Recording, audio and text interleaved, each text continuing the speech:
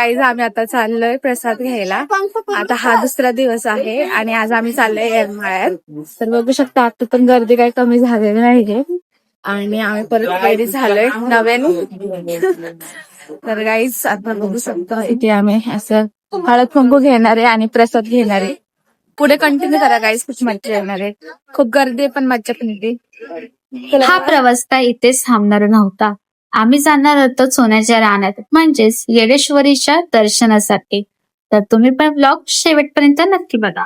शकता हे मंदिरचा एंट्रन्स आहे. त्याने प्रसाद आणि वगैरे काढून झाले. आता आम्ही चालू कलाकांचा प्रसाद घ्यायला चाललाय. मी तर फुल फोटोज वगैरे काढलेत पण नको एवढे फक्त ओके काढतात ते एकी फोटोज काढलेत नाही.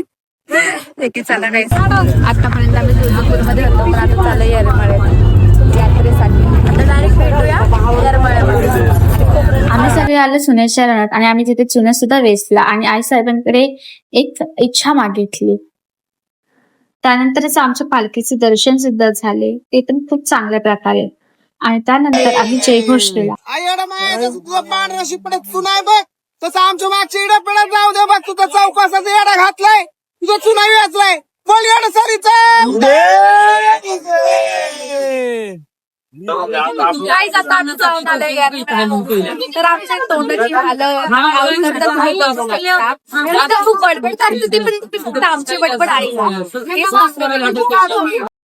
गाईज इथं आम्ही हॉटेलमध्ये आलो जेवायला. आम्हाला एवढी घाण भूक लागली होती की आम्ही व्हिडिओ काढायचा सिस्टम लागते का भूक तर आमच्या घाण वाली भूक लागली. आता छान मला पोट भरलं. तर आता आमचं जेवण झालंय. आम्ही फोटो टाकेल की आम्ही काय जेवलो. तर ब्लॉग कसा वाटला कमेंट मध्ये नक्की सांगा. लाईक कमेंट शेअर करा आणि कमेंट मध्ये सांगा ब्लॉग. आणि बघू शकता हॉटेल खूप सुंदर आहे. तुम्ही पण येऊ शकता तुमच्या फॅमिली सोबत. फ्री मध्ये प्रमोशन हॉटेल निसर्ग हॉटेल सोलापूर रो.